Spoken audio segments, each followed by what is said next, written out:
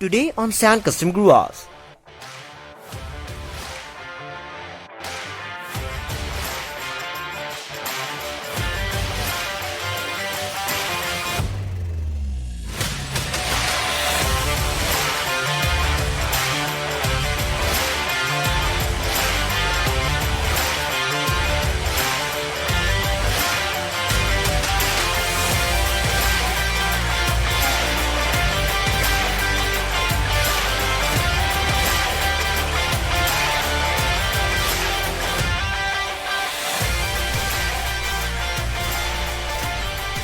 Hello guys, welcome back to Sand Custom Gruvas once again.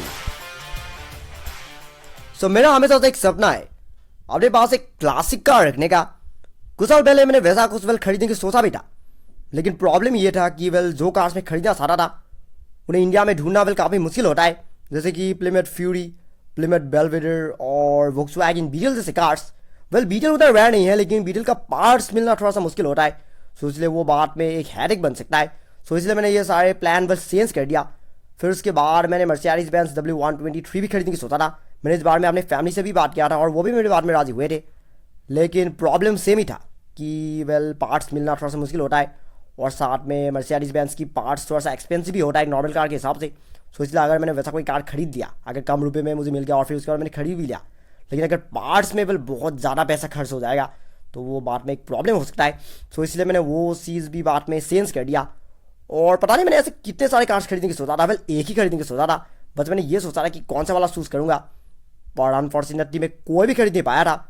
लेकिन फिलहाल जो मैंने सोचा है वो डेफिनेटली पॉसिबल है। अगर मैं थोड़ा सा कोशिश करूँगा तो ये चीज़ पॉसिबल हो सकता है। मैं गारंटीली नहीं कहूँगा, लेकिन पॉसिबल हो सकता है, क्योंकि ये कार है the Hindustan ambassador, of course the king of Indian road, जो कि तकरीबन 50 साल से भी ज़्यादा समय से भारत की सड़कों में दिखाई दे रहा है।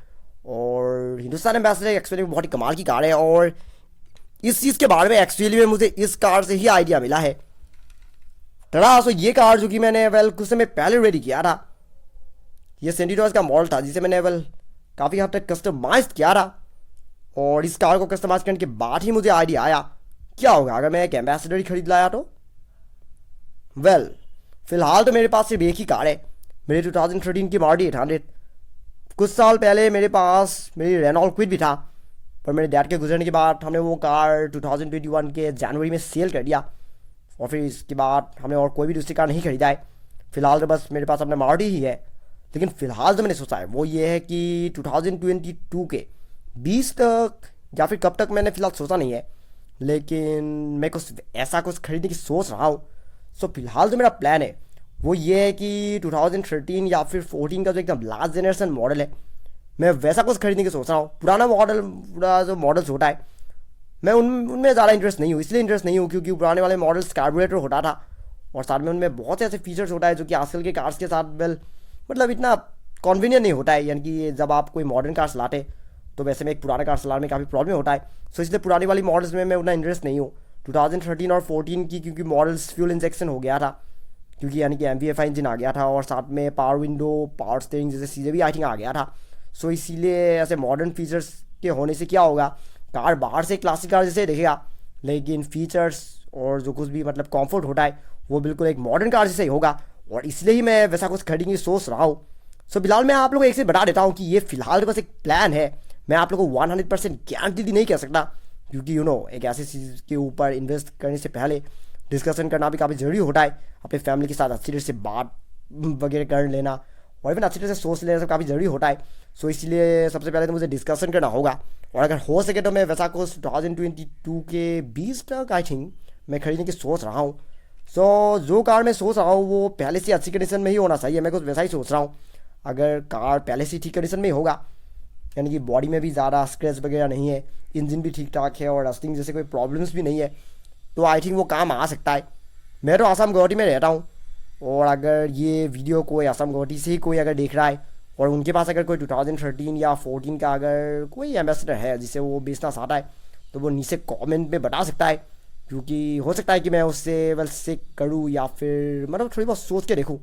तो इसलिए अगर आपके पास वैसा कुछ है तो आप कमेंट सेक्शन में बता सकते हैं, क्योंकि वैसा कुछ एक्चुअली में मैं ढूंढने की सोच रहा हूँ। फिलहाल तो ये बस एक प्लान है, लेकिन और कुछ दिनों में हो सकता है कि रियलिटी ही बन जाए। क्योंकि कभी कभी जो चीज़ें हम बस ऐसे ही सोचते हैं वही बाद में रियलिटी बन जाता है। और सोचिए अगर इस तरह का एक कार मेरे पास रियल लाइफ में भी होगा और इसमें मॉडिफिकेशन का काम भी मैं बिल्कुल इस तरह से ही करूँगा तो कितनी कमाल की बात होगा।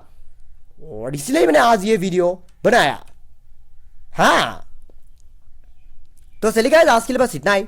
फिर हम लोग आ रहे मेरी एक और नई वीडियो में, इसमें मैं आप लोग ऐसी और भी कमाल की कस्टमाइज की गई और मेरी खुद के तैयार की गई स्केल मॉडल कार्ड दिखाने की कोशिश करूँगा। लेकिन तब तक अगर आपको आज का ये वीडियो समझ पसंद आया तो don't forget to like, comment, share and subscribe to my channel and also click the bell icon so you will get notifications of every new video. Thank you very much for watching my video. Have a nice day.